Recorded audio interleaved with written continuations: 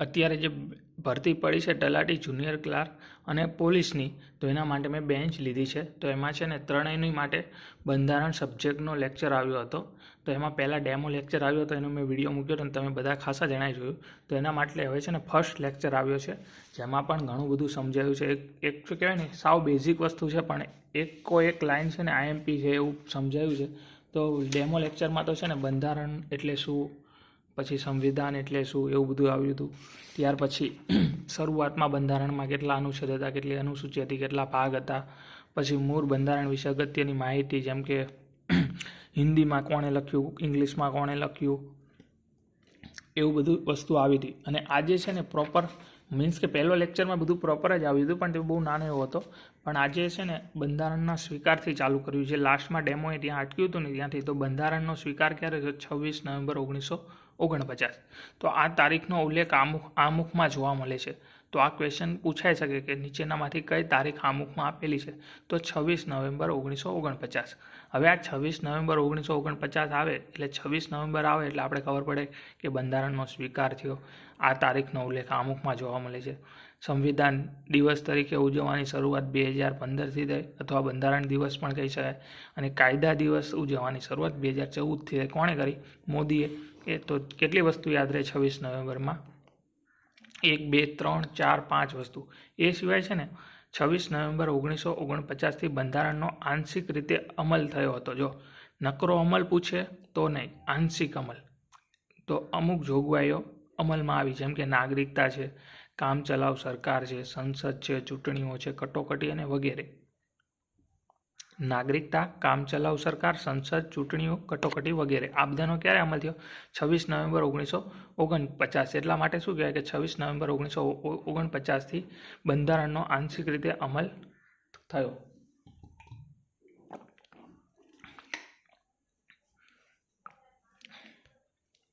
પણ એમ કહે કે અમલ ક્યારે થયો? પ્રોપર અમલ, નકરું અમલ લખેલું હોય કે બંધારણનો અમલ ક્યારથી થયો? તો 26 જાન્યુઆરી 1950થી. અથવા પૂર્ણ રીતે અમલ કહે તો પણ 26 જાન્યુઆરી 1950થી.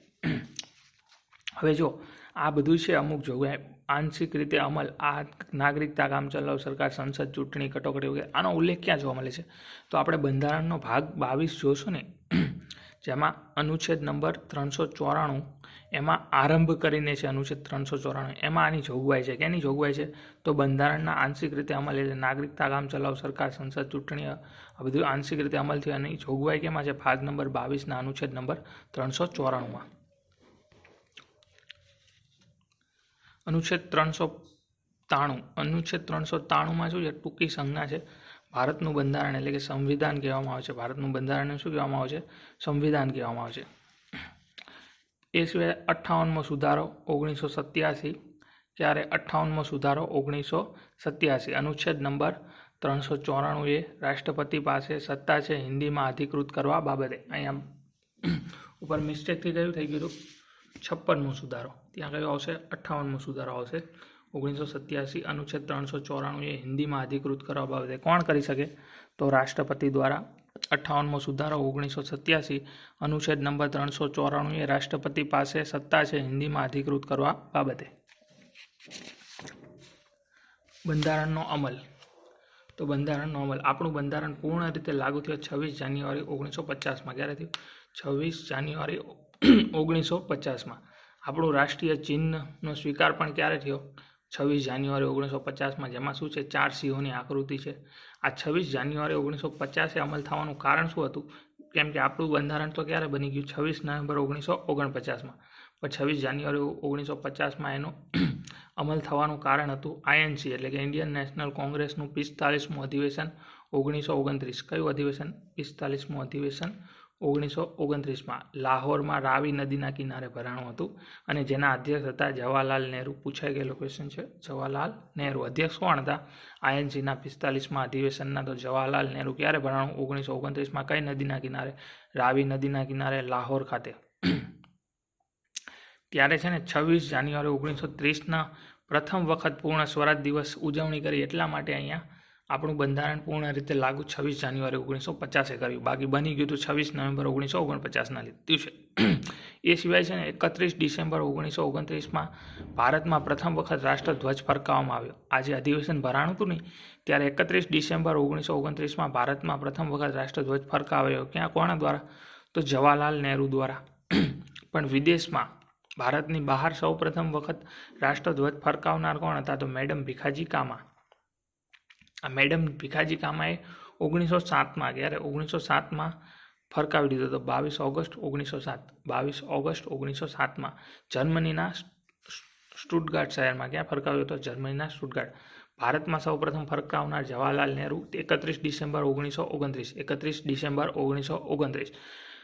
ભારતની બહાર એટલે વિદેશી ધરતીમાં કઈ જગ્યાએ ફરકાયો હતો? જર્મનીના સ્ટુટગાર્ટ શહેરમાં. ક્યાં? જર્મનીના સ્ટુટગાર્ટ શહેરમાં. ક્યારે? 22 ઓગસ્ટ 1907માં. 22 ઓગસ્ટ 1907માં. ભારતમાં 31 ડિસેમ્બર 1929. કોના દ્વારા? જવાહરલાલ નહેરુ દ્વારા. એ સિવાય પછી છે આપણું રાષ્ટ્રચિહ્ન. તો આપણું રાષ્ટ્રચિહ્ન છે એનો સ્વીકાર્યું ક્યારે? 26 જાન્યુઆરી 1950માં સ્વીકારાયું. જેમાં શું છે? 4 સિંહોની આ મુખાકૃતિ છે. એમાંથી દ્રશ્યમાન એટલે કે આપણે એની સામે ઊભા રહીએ ને આપણા રાષ્ટ્રચિહ્નની તો આપણે 3 જ દેખાય.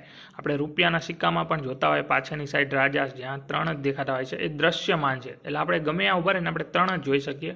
પણ હોય છે 4 સિંહ. આપણે એની ફરકે રાઉન્ડ મારીએ તો આપણે 4 સિંહ દેખાય. 4 પ્રાણી છે એમાં. ડાબી બાજુ ઘોડો અને સિંહ છે. જમણી બાજુ આંખલો અને હાથી છે. એટલે કે આ એટલે આંખલો અને હા એટલે હાથી. તો આવી રીતે છે. ડાબી બાજુ યાદ રાખવું હોય તો એમ રાખી શકાય કે ઘોડા સિંહ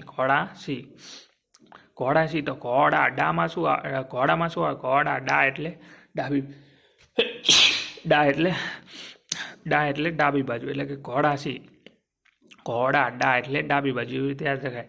અને જમણી બાજુ તો આંખલો અને હાથી એટલે આ એટલે આંખલો અને હા એટલે હાથી. જમણી બાજુ અહીંયા ડાબી બાજુ, અહીંયા જમણી બાજુ. પહેલા ઘોડો, સિંહ, પછી આંખલો અને હાથી.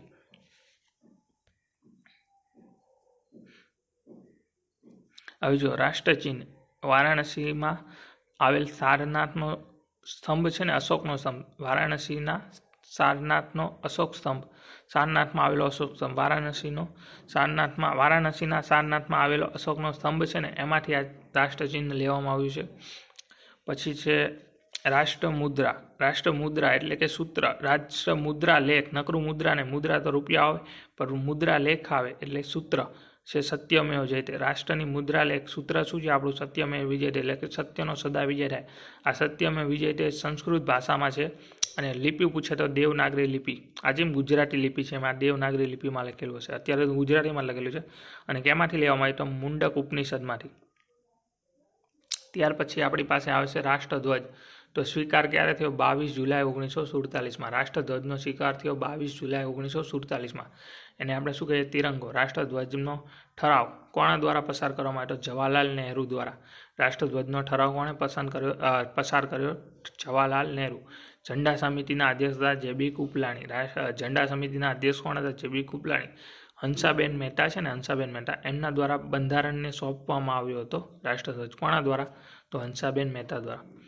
ભારતમાં પ્રથમ વખત ફરકાવનાર તો રાષ્ટ્રધ્વજ ભારતમાં પ્રથમ વખત ફરકાવનાર જવાહરલાલ નહેરુ. વિદેશમાં પ્રથમ વખત ફરકાવનાર મેડમ ભીખાજી કામા. ક્યાં? જર્મનીના સ્ટુટગાર્ટ શહેર ખાતે. 22 ઓગસ્ટ 1907માં.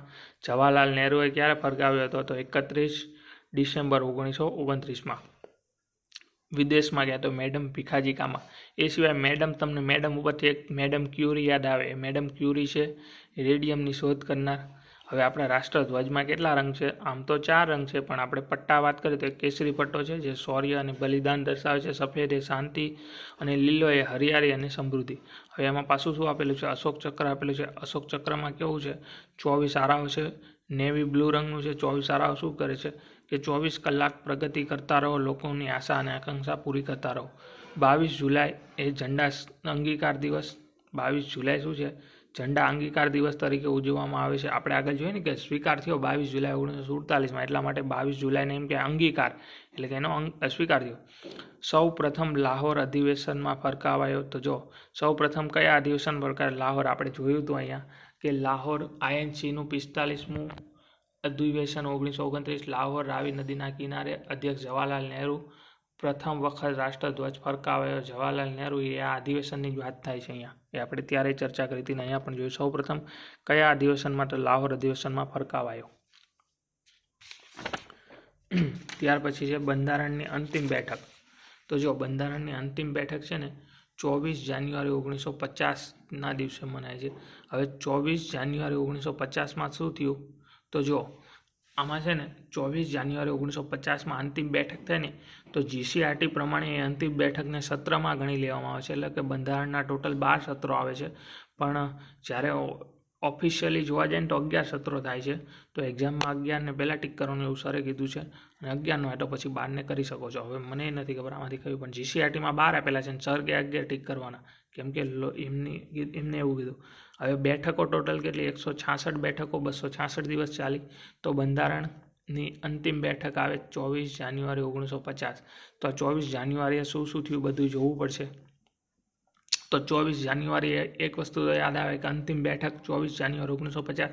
પછી 24 જાન્યુઆરી 1950માં ભારતના રાષ્ટ્રપતિ ચૂંટવામાં આવ્યા. હવે 26 જાન્યુઆરીએ બંધારણ લાગુ કરે તો એના દિવસે થોડી રાષ્ટ્રપતિ ચૂંટે. રાષ્ટ્રગીત ગાવું હોય તો એના દિવસે થોડી બધું કરે. એટલા માટે 24 જાન્યુઆરીએ બધું કર્યું.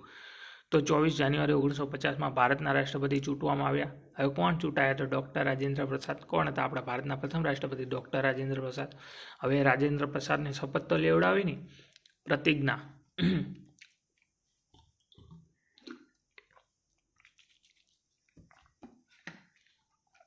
તો ડૉક્ટર રાજેન્દ્ર પ્રસાદને શપથ એ વખતે આપણા જે કોણ છે આને લોર્ડ માઉન્ટ બેટન, વાઇસરોય, હું ભૂલી ગયો શબ્દ, વાઇસરોય હોય છે લોર્ડ માઉન્ટ બેટન, એમના દ્વારા આપણા ભારતના પ્રથમ રાષ્ટ્રપતિને શપથ લેવડાવવામાં આવે છે. તો આ ક્વેશ્ચન MP બની શકે કે ડૉક્ટર રાજેન્દ્ર પ્રસાદ ભારતના પ્રથમ રાષ્ટ્રપતિને કોણે શપથ લેવડાવ્યો? તો લોર્ડ માઉન્ટ બેટન દ્વારા. હવે છે 24 જાન્યુઆરી આપણે યાદ કર્યું રાષ્ટ્રપતિ ડૉક્ટર રાજેન્દ્ર પ્રસાદ, એમને શપથ લેવડાવ્યો લોર્ડ માઉન્ટ બેટન. હવે એ સિવાય છે ને 24 જાન્યુઆરી રાષ્ટ્રગાનને સ્વીકારાયું અને રાષ્ટ્રીય ગીતને સ્વીકારાયું, ગીત ગાન બંને. એ સિવાય પાછી શું થયું? આ બધું પતી ગયું એટલે હવે કે હાલો બધા સાઇન કરો. તો હસ્તાક્ષર. તો જો હસ્તાક્ષરમાં એવું થયું કે સૌ પ્રથમ હસ્તાક્ષર કરનાર જવાહરલાલ નહેરુ. હવે આમાં જવાહરલાલ નહેરુ બેન્ચમાં કરાયું છે. મેં આ પહેલાં છે ને એક પબ્લિકેશનની બુક વાંચી હતી, જેમાં છે ને બીજા હતા કોક ગુજરાતી કોક હતા, લગભગ મને નામ અત્યારે ખાસું યાદ નથી, પણ એમાં અલગ કરાયા હતા. આમાં જવાહરલાલ નહેરુ કરાયા છે. તો હવે આનું કાંઈ સોલ્યુશન મારી પાસે પણ નથી. મને કન્ફ્યુઝન ઊભું થાય છે કે જવાહરલાલ નહેરુ કે બીજા કોઈક વ્યક્તિ હતા. મારી પાસે એની પણ નોટ્સ લખેલી છે બુકનીમાં, હું જોઈશ ને તો એમાં અલગ નામ છે. સૌ પ્રથમ હસ્તાક્ષર કરનાર જવાહરલાલ નહેરુ. અંતિમ ક્યાંય? તો ફિરોઝ ગાંધી. અને સૌથી ઉપર તો જો અહીંયા છે ને આ બંધારણ છે, આ પેજ છે, તો અહીંયા જવાહરલાલ નહેરુએ હસ્તાક્ષર કર્યા સૌથી પ્રથમ. પછી સૌથી છેલ્લે કોણે કર્યા? ફિરોઝ ગાંધીએ. તો અહીંયા સૌથી ઉપર બધાની માથે કોણે કર્યા? તો ડૉક્ટર રાજેન્દ્ર પ્રસાદ રાષ્ટ્રપતિએ કર્યા. તો આવી રીતે કાંક છે. હવે જો સૌ પ્રથમ હસ્તાક્ષર કર્યા તો ટોટલ કેટલા સભ્યો હસ્તાક્ષર હતા? તો 284.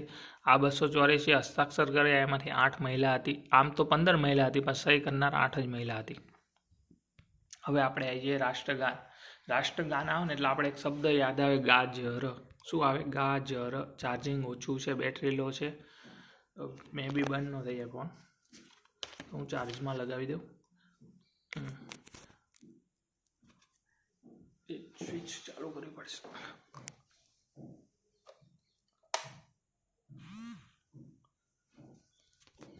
તો આપણે છે ને રાષ્ટ્રગાન ઉપરથી એક શબ્દ યાદ રાખવાનો, ગાજર. આ ગાજરનો મતલબ શું થાય? તો ગા એટલે ગાન થાય. ગીત અને ગાન બે વસ્તુ છે આપણી પાસે. આગળ રાષ્ટ્ર જ આવે તો ગા એટલે ગાન થાય, જ એટલે જન ગન મન, અને ર એટલે રવિન્દ્રનાથ ટાગોર. પછી ગીતમાં આપણે ખબર પડી જાય કે ગીત આવે એટલે વંદે માતરમ ને બંકિમચંદ્ર ચટ્ટોપાધ્યાય. પતી ગઈ વાત, પૂરું થઈ ગયું ને ભાઈ, કન્ફ્યુઝન ન રહે. ગાજર આપણે યાદ રાખવાનું ગાનમાં. ગાન તો જન ગન મન સ્વીકાર થયો 22 જાન્યુઆરી 1950. આપણે આગળ જ વાત કરી. પહેલી વાર ક્યાં ગવાયું? તો આવું ગવાયું આવશે ને તો INC આવશે. INC એટલે કે ઇન્ડિયન નેશનલ કોંગ્રેસ 27મું અધિવેશન કલકત્તા ખાતે 27 ડિસેમ્બર 1911. તો જો રાષ્ટ્રગાન જન ગન મન સ્વીકાર થયો 22 જાન્યુઆરી 1950માં, પહેલીવાર ગવાયું આઈએનસીના 27મું અધિવેશન કલકત્તા ખાતે 27 ડિસેમ્બર 1911. આવી રીતે 5, 6, 7 વાર વાંચશું ને તો યાદ રહેશે. પહેલી વારમાં તો બધું ઉપરથી જશે. 27 ડિસેમ્બર 1911. પ્રથમ ગાનાર સરલા દેવી. પ્રથમ વખત કોણે રાષ્ટ્રીય ગાન ગાયું હતું? તો સરલા દેવીએ. કોણે? સરલા. તો આ ગા ન, તો આ સરલા, લા ને ગા એવું યાદ રખાય. સરલા. તો અહીંયા ગા ન, ગા લા, ગા લા, ગા એટલે ગાન, લા એટલે સરલા દેવી. પછી છે પ્રકાશિત. તો સૌ પ્રથમ તત્વબોધિની પત્રિકામાં 1905માં. અવધિ કેટલી? કે કેટલી સેકન્ડમાં રાષ્ટ્ર જનગણ મન છે આપણું રાષ્ટ્રગાન એ ગાવાનું? તો 52 સેકન્ડમાં. આજે આપણું રાષ્ટ્રગાન છે ને એ સંસદનું સત્ર ચાલુ થાય ને એટલે સૌથી પહેલાં ગાવામાં આવે રાષ્ટ્રગાન. શું ગાવામાં આવે? રાષ્ટ્રગાન. અવધિ 52 સેકન્ડ એટલા માટે અહીંયા આપેલી છે. બાકી તમે બહાર સ્કૂલમાં એવું ફિક્સ ન હોય. આ તો સંસદમાં એમને પાછા બહુ બિઝી માણા એટલે 52 સેકન્ડમાં પૂરું કરી નાખે. લખનાર છે રવિન્દ્રનાથ ટાગોર. ગા એટલે ગાન, જ એટલે જનગણ મન, ર એટલે રવિન્દ્રનાથ ટાગોર. રચના કઈ? તો રવિન્દ્રનાથ ટાગોર છે ને એની રચના છે ગીતાંજલિ. આ ગીતાંજલિના ટોટલ ભાગ છે 5. એમાં જે પ્રથમ ભાગ છે ને એને રાષ્ટ્રગાન તરીકે સ્વીકાર્યું છે. અને આ ગીતાંજલિ કઈ ભાષામાં છે? તો બંગાળી ભાષામાં લખાયેલી છે. હવે જો આપણે ગાનની યાદ કરીએ તો થોડું પ્લસમાં જીકે લેવાય. તો આપણી બાજુમાં જ આવેલો દેશ એટલે કે આપણો એક નાનો એવો ટુકડો જ પહેલાંનો એટલે કે બાંગ્લાદેશ. આ બાંગ્લાદેશ એટલે બંગાળ પાસે આવે છે એટલા માટે બાંગ્લાદેશ તેનું છે ને રાષ્ટ્રીય ગાન આપણા રવિન્દ્રનાથ ટાગોરે આપ્યું છે, અમાર સોનલ બાંગ્લા. બાંગ્લાદેશનું રાષ્ટ્રીય ગાન અમાર સોનલ બાંગ્લા રવિન્દ્રનાથ ટાગોરે આપ્યું છે. હવે આપણે ગાનમાં ઓલમોસ્ટ બધું જોઈ લીધું. મે બી આટલું તો સરે કરાવ્યું છે એટલે આટલું ઇનફ હશે. તો આપણે હજી એકવાર વાંચી જઈએ કે રાષ્ટ્રીય ગાન એટલે કે ગા જ ર. ગા એટલે ગાન, જ એટલે જનગણ મન, ર એટલે રવિન્દ્રનાથ ટાગોર. રાષ્ટ્રીય ગાન જનગણ મન સ્વીકાર થયો 24 જાન્યુઆરી 1950. 24 જાન્યુઆરી 1950 બંધારણની અંતિમ બેઠક. ભારતના પ્રથમ રાષ્ટ્રપતિ ચૂંટાયા ડૉક્ટર રાજેન્દ્ર પ્રસાદ, જેમને કોણે માઉન્ટ બેટન દ્વારા શપથ લેવડાવ્યું. એ સિવાય રાષ્ટ્રીય ગાન અને રાષ્ટ્રીય ગીત આટલું આપણે યાદ રાખવાનું. 24 જાન્યુઆરી આવે એટલે પહેલીવાર ગવાયું આઈએનસીના 27મું અધિવેશન કોલકાતા ખાતે 27 ડિસેમ્બર 1911માં. પ્રથમ ગાનાર સરલા દેવી. કોણે ગાધું? સરલા દેવી. કોણે ગાધું? સરલા દેવી. પ્રકાશિત સૌ પ્રથમ તત્વબોધિ પત્રિકામાં. કઈ પત્રિકામાં? તત્વબોધિ પત્રિકામાં. ક્યારે? 1905માં. અવધિ છે 52 સેકન્ડ. અવધિ ખાસ યાદ રાખજો 52 સેકન્ડ. લખનાર છે રવિન્દ્રનાથ ટાગોર. લખનાર છે રવિન્દ્રનાથ ટાગોર. ગા જ ર. ગા જ ર. ગા એટલે ગાન, જ એટલે જનગણ મન, ર એટલે રવિન્દ્રનાથ ટાગોર. રચના ગીતાંજલિ. હવે જો અહીં ગીતાંજલિમાં તમારે યાદ રાખવાનું કે ગીતાંજલિ છે ને તો ગીતમાં નહીં આવે. બેમાં ગી થાય ને, ગીત ગીતા, ગીત ગીતા. તો ગીતાંજલિ ગીતમાં નહીં આવે. તો ગીતાંજલિ કેમાં આવશે? ગાનમાં આવશે. આવી રીતે યાદ રાખી શકો. હવે આપણે આવી જઈએ રાષ્ટ્રગીતમાં. તો રાષ્ટ્રગીત વંદે માતરમ બાકી સ્વીકાર થયો 24 જાન્યુઆરી 1950. 24 જાન્યુઆરીએ શું યાદ આવે? બંધારણની અંતિમ બેઠક, રાષ્ટ્રપતિની ચૂંટણી. કયા રાષ્ટ્રપતિ પ્રથમ? ડૉક્ટર રાજેન્દ્ર પ્રસાદ. શપથ કોણે લેવડાવી? તો લોર્ડ માઉન્ટ બેટને. એ સિવાય શું થયું 24 જાન્યુઆરીએ? તો ભારતનું રાષ્ટ્રગીત અને રાષ્ટ્રગાનનો અપનાવવામાં આવ્યું. પ્રથમ વખત ગવાયું આઈએનસીના 12મું અધિવેશન કોલકાતા ખાતે 1896માં. 1896માં કયું? આમાં 12મું અધિવેશન. આગળ આપણે જોઈ ગયા 27મું અધિવેશન. આમાં જોઈએ આપણે 12મું અધિવેશન.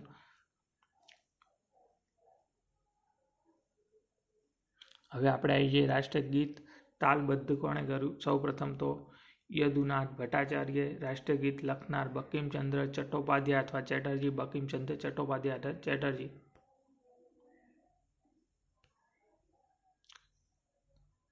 પછી છે અવધિ. તો આને 65 સેકન્ડમાં ગાવાનું હોય, ઓલાને 52 સેકન્ડમાં ગાવાનું હોય. 1 મિનિટ અને 5 સેકન્ડ.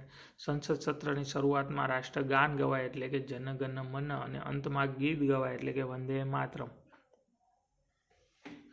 આ છે ને જો આ બાકી રહી ગયું કે વંદે માતરમ કેમાંથી લેવાયું? તો 1892માં છે ને એક સંન્યાસ શું લખ્યું છે? સંન્યાસ જ છે. સંન્યાસ વિદ્રોહ થયો હતો. એ સંન્યાસ વિદ્રોહમાં છે ને ઉપરથી એક નવલકથા લખાઈ જેનું નામ હતું આનંદ મઠ નવલકથા. આ આનંદ મઠ નવલકથા છે ને એમાંથી રાષ્ટ્રગીત લેવામાં આવ્યું છે. આ કોણે લખી? બંકિમચંદ્ર ચટ્ટોપાધ્યાયની આનંદ મઠ નવલકથામાંથી. તો આપણે યાદ આવે કે રાષ્ટ્રગીત છે એટલે ગીતાંજલિ નહીં આવે. તો બાકી શું વધ્યું? આનંદ મઠ. બસ રાષ્ટ્રગીત હવે છે અહીંયા. રાષ્ટ્રગીત ઓલમોસ્ટ બધું આવી ગયું આમાં, જેટલું સરે કરાવ્યું એટલું. હવે પ્રશ્ન સરે 2-3 મૂક્યા છે કે સ્વતંત્રતા દિવસ એટલે કે 15 ઓગસ્ટ 1947 સ્વતંત્રતા એટલે કે આપણે જ્યારે આઝાદ થયા. હવે જો મૂળભૂત અધિકાર દિવસ 10 ડિસેમ્બર અને મૂળભૂત ફરજો 6 જાન્યુઆરી. તો આ બે વસ્તુ છે ને યાદ રાખવાની. મેં એકદમ જોરદાર ટ્રીક બનાવી છે. તમારે છે ને મૂળભૂત અધિકાર અને મૂળભૂત ફરજોમાં એટલું યાદ રાખવાનું કે મૂળભૂત ફરજો કેટલી હતી? તો 11 હતી. કેટલી હતી? 11 છે મૂળભૂત ફરજ. તો 11 ને આગળ 10 ને 11 પછી આવો 12. 10 12 તો 10 ડિસેમ્બર થઈ ગયું. મૂળભૂત ફરજો એમાં ઊંધું કરી નાખવાનું. મૂળભૂત અધિકારોમાં શું યાદ રાખવાનું? મૂળભૂત ફરજો કેટલી છે? 11. તો 11 પહેલાં 10 ને 11 પછી 12. તો 10 12 શું થઈ ગયું? 10 12 એટલે કે 10 ડિસેમ્બર. એવી રીતે મૂળભૂત અધિકારો કેટલા છે? તો મૂળભૂત અધિકારો છે 7. પણ એમાંથી અત્યારે હાલમાં 6 રાખ્યા, 1 રદ કરવામાં આવ્યો. 6 રાખ્યા, 1 રદ કરવામાં, 1 એટલે જાન્યુઆરી મહિનો અને 6 એટલે એમ નામ 6. તો મૂળભૂત અધિકારો અહીંયા લખી નાખો 6 1. તો મૂળભૂત ફરજો દિવસમાં શું લખવાનું? 6 જાન્યુઆરી. 2 નું ઉપર નીચે કરી નાખવાનું. જેમ કે મૂળભૂત અધિકાર દિવસ તમને કહે તો મૂળભૂત ફરજો કેટલી છે? 11. તો 11 નહીં, 11 ની પહેલાં 10 ને 10 પછી આવે 11 પછી આવે 12. તો 10 12 એટલે કે 10 ડિસેમ્બર. એવી રીતે મૂળભૂત ફરજોમાં યાદ રાખવાનું મૂળભૂત અધિકારો કેટલા છે? 7 હતા. એમાંથી 6 રાખ્યા છે અને 1 રદ કર્યો. 6 રાખ્યા ને 1 રદ કર્યો. 6 જાન્યુઆરી. 1 એટલે જાન્યુઆરી પહેલો મહિનો. 6 1 એટલે કે 1 જાન્યુઆરી. આવી રીતે યાદ રાખી શકો. બાકી ડાયરેક્ટ યાદ રહી જતો કે મૂળભૂત અધિકાર 10 ડિસેમ્બર, મૂળભૂત ફરજો 6 જાન્યુઆરી. તો સારું છે. મેં તો આવી રીતે યાદ રાખ્યું કે મૂળભૂત અધિકાર દિવસ પૂછે એટલે મૂળભૂત ફરજોને યાદ કરવાની. મૂળભૂત ફરજો અત્યારે કેટલી છે? 11. 11 ને 11 પહેલાં આવે 10 અને 11 પછી આવે 12. તો 12 ડિસેમ્બર. એવી રીતે મૂળભૂત ફરજોમાં શું યાદ રાખવાનું કે મૂળભૂત અધિકારો કેટલા હતા? 7 હતા. એમાંથી અત્યારે કેટલા છે? 6 છે. 1 રદ કર્યો એટલે 6 1 એટલે કે 6 જાન્યુઆરી. હવે આ પ્રશ્ન પૂછાઈ ગયો કે મૂળભૂત અધિકાર સંરક્ષણ અધિનિયમ ક્યારે આવ્યો? તો 1993માં પૂછાઈ ગયો છે. માનવ અધિકાર સંરક્ષણ અધિનિયમ. માનવ અધિકાર સંરક્ષણ અધિનિયમ ક્યારે? તો 1993માં. હવે ઓલમોસ્ટ આપણે હજી તો 2 પેજ બાકી છે. બધું પૂરું થવા આવ્યું છે. પણ લાસ્ટમાં તો 5 ક્વેશ્ચન છે એટલા માટે. અને 21-22 મિનિટ થઈ ગઈ છે. બહુ વધારે લાંબુ વિડીયો થઈ ગયું. આવું વિડીયો તો 10-15 મિનિટમાં પૂરું થઈ જવું જોઈએ. તો જો હવે આ એક આવ્યો નવો શબ્દ બંધારણ હત્યા દિવસ. તો અત્યાર સુધી આપણે બંધારણ દિવસ કહે એટલે 26 નવેમ્બર યાદ રાખતા હતા. પણ 2024થી છે ને મોદીએ 25 જૂનને બંધારણ હત્યા દિવસ તરીકે ઉજવવામાં આવ્યો. તો આ બંધારણ હત્યા દિવસ તમને ડાયરેક્ટ યાદ ન રહે તો એના માટે એક સ્ટોરી છે જે સરે કીધી છે. મતલબ કે ભૂતકાળમાં બની ગયું હશે કે નહીં તો આપણે ખબર નથી, પણ સરે કીધું છે કે 25 જૂન 1975માં 25 જૂન 1975ની વાત થાય છે. ત્યારે આપણા પીએમ એટલે કે વડાપ્રધાન હતા ઇન્દિરા ગાંધી, અને એમનો કાર્યકાળ પૂરો થવાથી એમને છે ને આંતરિક કટોકટી લગાવી. શું લગાવી? આંતરિક કટોકટી લગાવી. એટલે કે સશસ્ત્ર બળવો એટલે કે આંતરિક અશાંતિ છે એવું કહે. અને ઇન્દિરા ગાંધીના કહેવાથી રાષ્ટ્રપતિએ આખા દેશમાં આંતરિક કટોકટી લગાવી દીધી. એટલા માટે 1 વર્ષ સુધી એમનું શાસન વધી ગયું અને સશસ્ત્ર બળવો કહેવામાં આવે છે. તો આટલા માટે છે ને 25 જૂનને 2024થી મોદી દ્વારા બંધારણ હત્યા દિવસ ઉજવવામાં આવ્યો છે. રાષ્ટ્રીય પંચાંગ. હવે આપણે આ પતી ગયું. હજી એકવાર જોઈ લઈએ કે બંધારણ હત્યા દિવસ 2024થી 25 જૂનને. તો 25 જૂન 1975માં કોણ હતા વડાપ્રધાન? ઇન્દિરા ગાંધી. એમને શું કર્યું? આંતરિક કટોકટી લગાવી. કોણે? રાષ્ટ્રપતિને કહી. અને એમને શું કીધું? સશસ્ત્ર બળવો એટલે કે આંતરિક અશાંતિ છે. સશસ્ત્ર બળવો તો ન કહી શકે, પણ આંતરિક અશાંતિના લીધે લગાવ્યું. અને એના માટે એમનો કાર્યકાળ 1 વર્ષ લાંબો થઈ ગયો 25 જૂન. એટલા માટે 25 જૂન 2024થી ઉજવવાનું ચાલુ કર્યું મોદી દ્વારા. આ વખતે 2 વર્ષ 1 વર્ષ થઈ ગયું ને 25 જૂન 2025. હવે 25 જૂન 2026 આવશે. હવે આપણે આવી જઈએ રાષ્ટ્રીય પંચાંગ. બહુ ટૂંકું અને ટચ છે કે શક સંવત. રાષ્ટ્રીય પંચાંગ કયું છે? શક સંવત. સ્વીકાર થયો 22 માર્ચ 1997. હું ખાલી આ 24 મિનિટથી બોલું છું ને તો મારું ગળું સુકાઈ જાય છે. 4-5 વાર મેં પાણી પીધું હશે તો આ 2 કલાકના લેક્ચર લેતા હશે.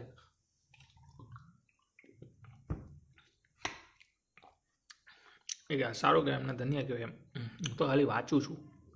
રાષ્ટ્રીય પંચાંગ એટલે કે શક સંવત સ્વીકાર થયો 22 માર્ચ 1957થી.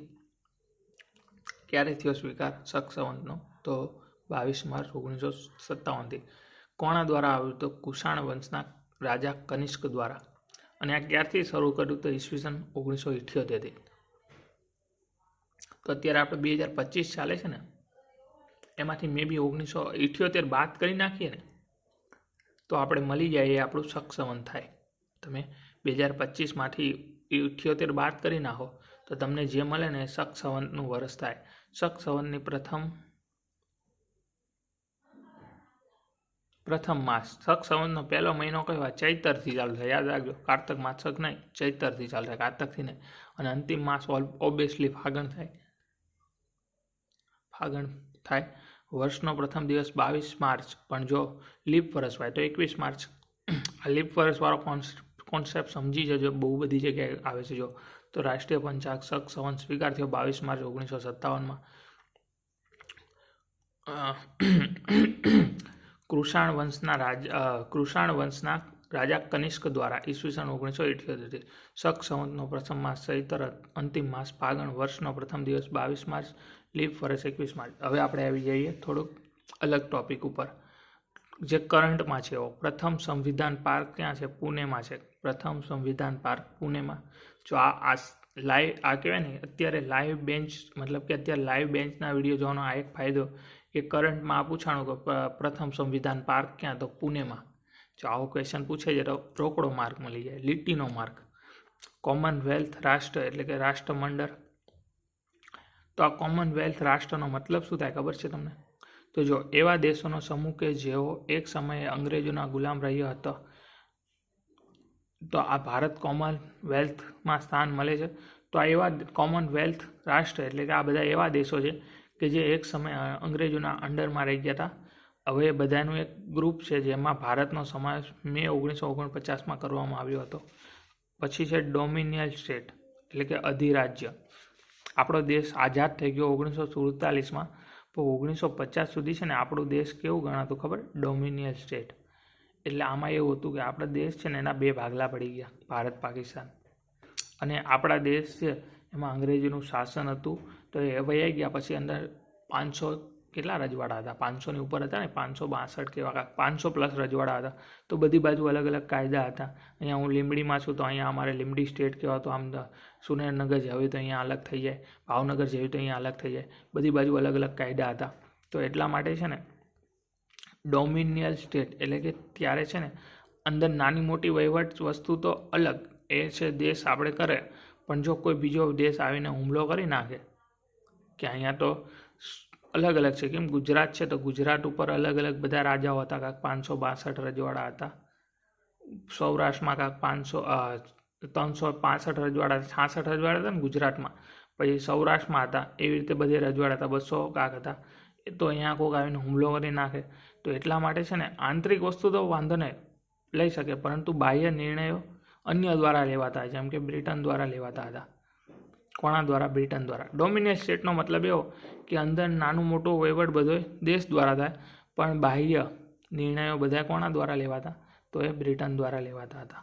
ડોમિનિયન સ્ટેટનો મતલબ મેં અહીંયા થોડોક તમને ગોટાળા કરી દીધા, તો આપણે પાછું ભૂલી જાઓ બધું હું બોલી. ડોમિનિયન સ્ટેટ એટલે કે અધિરાજ્ય.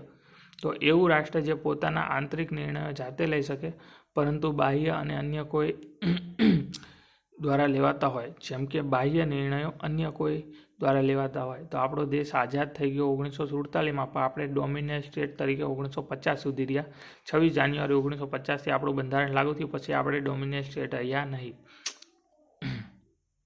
હવે અહીંયા જો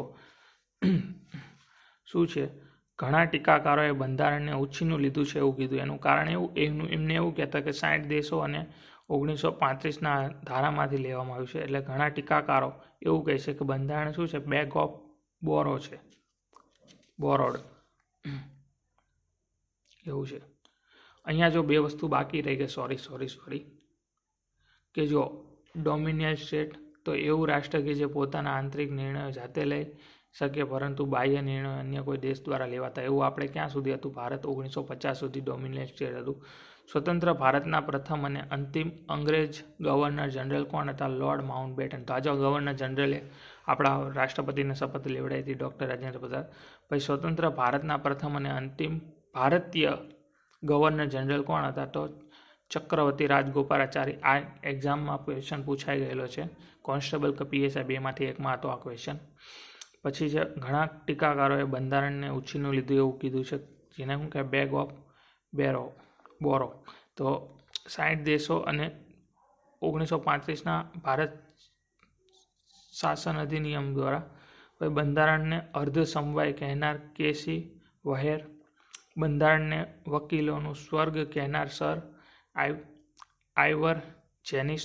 હવે તમારું ગળું સુકાઈ જાય પાણી પીવું થાય. હવે આપણે છે ને 5 ક્વેશ્ચન સરે લખાયા હતા, એ ક્વેશ્ચન પણ હું તમને બતાવી દઉં છું. આમ તો બહુ વિડીયો લાંબુ થઈ ગયું છે, તો ક્વેશ્ચન તમે કોમેન્ટ કરશો ને તો હું અલગથી નાખી દઈશ નાનો એવો વિડીયો બનાવી, કેમ કે આ વિડીયો બહુ મોટું થઈ ગયું છે, અડધી કલાકનું. મે બી કોઈ આટલું લાંબુ વિડીયો જોવે ન જોવે એટલા માટે. તો ક્વેશ્ચન અહીંયા નથી નાખતો, તમે કહેશો તો ક્વેશ્ચનનો અલગ વિડીયો બનાવીને મૂકી દઈશ. 5 જ ક્વેશ્ચન છે.